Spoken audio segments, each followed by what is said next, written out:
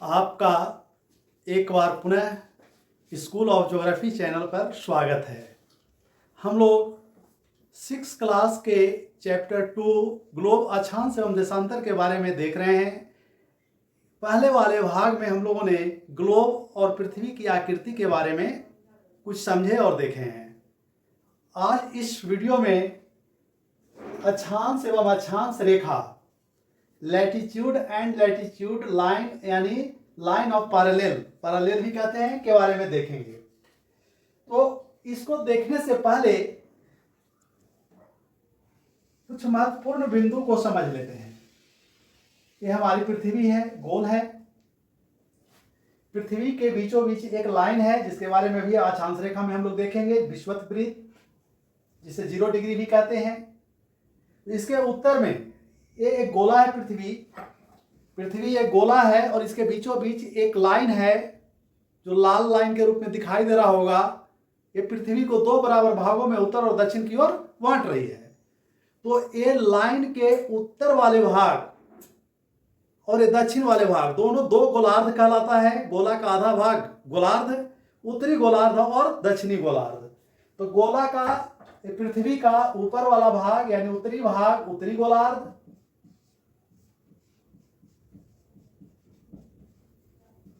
और विषुवत रेखा के दक्षिण में आधा भाग दक्षिणी गोलार्ध कहलाता है, नॉर्दर्न हेमिस्फीयर।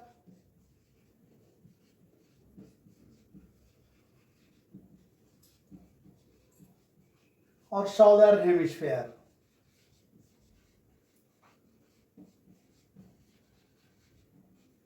यानी उत्तरी और दक्षिणी गोलार्ध। अब आप पता कीजिए कि हमारा भारत किस गोलार्ध में है, उत्तर में या दक्षिण में। तो ये बीचों बीच गुजरने वाली रेखा विषुवत रेखा है और ग्लोब पर हम भारत को देख रहे हैं। ये भारत की आकृति है। तो इस तरह से भारत उत्तरी गोलार्ध में स्थित है। तो अब ये 2 गोलार्ध को देखने के बाद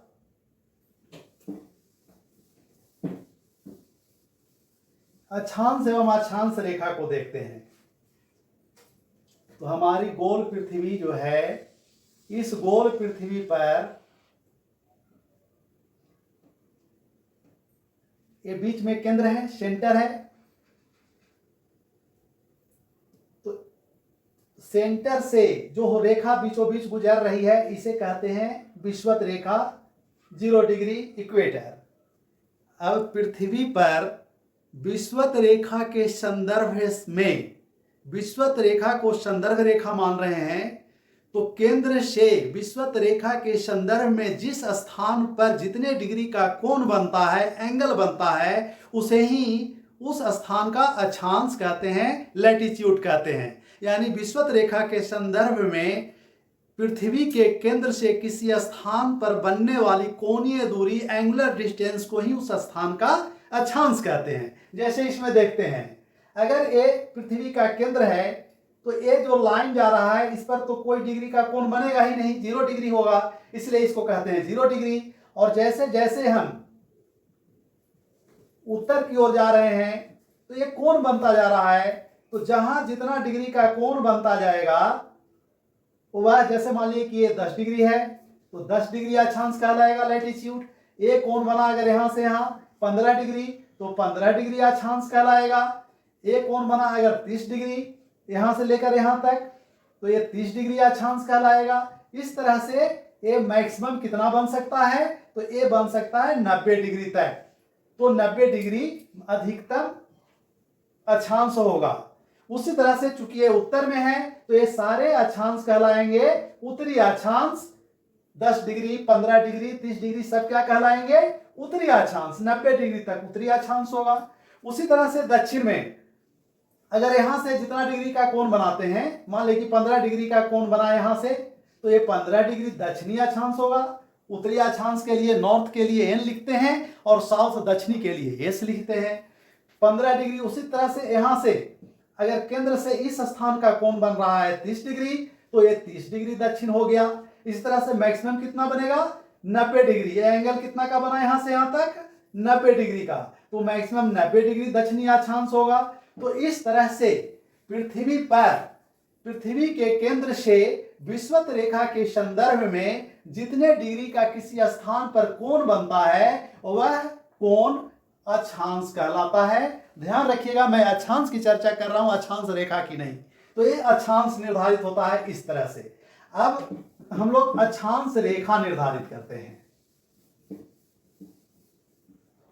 तो अक्षांश रेखा लाइन ऑफ पैरेलल भी कहते हैं, समानांतर रेखा भी कहते हैं। तो अक्षांश रेखा यानी पृथ्वी पर के वे सभी स्थानों को मिलाकर खींची गई रेखा जहां का पृथ्वी के केंद्र से बराबर डिग्री का कोण बनता है, उस रेखा को अक्षांश रेखा कहते हैं। जैसे मान लिया जाए कि अगर ये विषुवत रेखा है और यहां से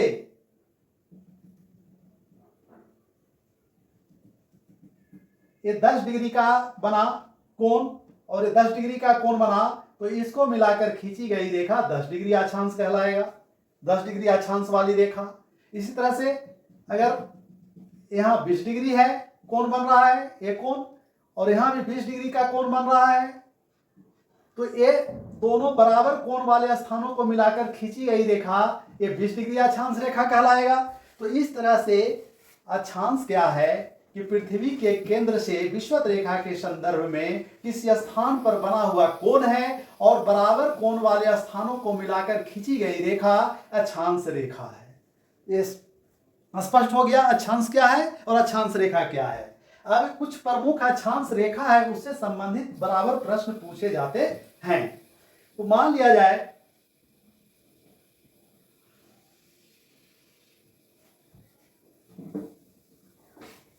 कि आपसे पूछा जाए कि अधिकतम अक्षांश रेखाओं की अधिकतम अक्षांश रेखा कितना डिग्री तक होगा, तो आपका उत्तर क्या होना चाहिए।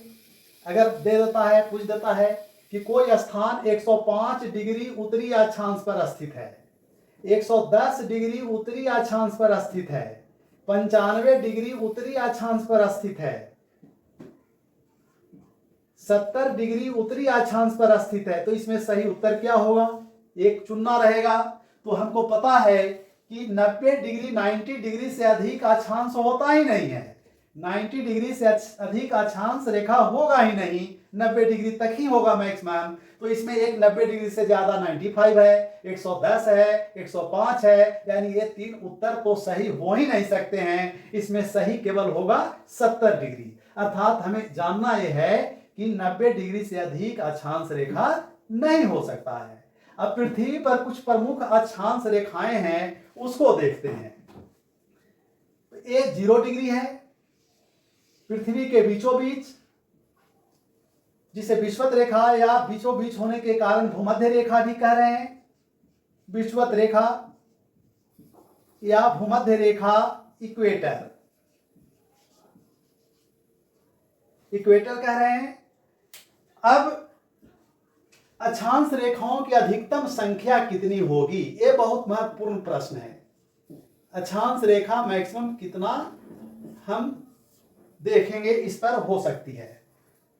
तो 0 डिग्री से 90 डिग्री तक तो देखे कि उत्तर में है, और 0 डिग्री से 90 डिग्री देखे दक्षिण में है, यानी कि ये साफ दिखाई दे रहा है कि 0 से 90 उत्तर, 90 degree north plus 90 degree south बराबर 180 तो यहां दिखाई दे रहा है, जिसमें 0 डिग्री नहीं जुड़ा हुआ है। अगर 180 में प्लस 1 कर दें, 0 डिग्री विषुवत रेखा भी एक अक्षांश रेखा है, उसको जोड़ देंगे तो हो जाएगा 181।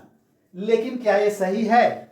तो हम रेखा की बात कर रहे हैं, और यहां अगर देखते हैं तो विषुवत रेखा पर चूंकि उभरा हुआ है तो अक्षांश रेखा की लंबाई सबसे अधिक है, और जैसे जैसे ध्रुव की ओर जा रहे हैं तो ये लंबाई छोटी होती चली जा रही है। अक्षांश रेखाओं की लंबाई छोटी होती जा रही है। अब इसमें क्या है, एक प्रश्न यहां से आएगा कि सबसे लंबी अक्षांश रेखा कौन है, तो इक्वेटर है, और जैसे जैसे ध्रुव की ओर जा रहे हैं छोटी होती जा रही है। अब छोटी होते जा रही है और ध्रुव पर क्या हो गया, एक बिंदु में बदल गया, यानी ये 90 डिग्री क्या है, एक पॉइंट है, और जब पॉइंट है तो रेखा होगी नहीं, और जब रेखा नहीं होगी तो ये 90 डिग्री और 90 डिग्री तो जोड़ना गलत हो गया। यानी कि अगर रेखा है तो वो 89 तक ही है, क्योंकि 90 डिग्री पॉइंट है और रेखा नहीं है। तो 89 degree north plus 89 degree south, ये पॉइंट है, रेखा नहीं है, इसलिए अक्षांश रेखा में नहीं जोड़ेंगे, यानी कि 2 घट गया और प्लस इसमें एक विषुवत रेखा जुड़ा, तो कितना हो गया 181 के जगह पर ये हो गया 2 घट गया। 90 डिग्री पॉइंट है, 90 डिग्री पॉइंट है और रेखा है ही नहीं, तो ये घट करके हो गया 179, यानी रेखा कितनी हुई 179, क्योंकि ये पॉइंट है, रेखा है ही नहीं, तो एक उसमें से माइनस करेंगे। और अक्षांश अगर जोड़ेंगे तो अक्षांश कितना हो गया, तो अक्षांश की संख्या, अक्षांश तो है 90 डिग्री पॉइंट होते हुए भी, तो 90 जुटेगा, 90 जुटेगा। और क्या ये विषुवत रेखा अक्षांश है, क्योंकि अक्षांश की परिभाषा हम क्या देखें, अक्षांश रेखा है लेकिन वो 0 डिग्री है और 0 डिग्री का कोई वैल्यू नहीं है, क्योंकि अक्षांश की परिभाषा देखें कि जितने डिग्री का एंगल बनाएगा उसको मिलाते हुए रेखा, तो 0 डिग्री बना रहा है और 0 डिग्री का कोई वैल्यू नहीं है, यानी अक्षांश जब पूछेगा तब 0 डिग्री इसमें नहीं जुटेगा, 180 अक्षांश और रेखा कितना हो जाएगा 179, उसमें 90 डिग्री और 90 डिग्री नहीं जुटेगा। तो इस तरह से अभी हम लोग अक्षांश रेखा को देखें। अब वीडियो के अगले भाग में हम लोग अक्षांश से संबंधित अन्य प्रमुख विशेषताओं को देखेंगे। धन्यवाद, थैंक यू।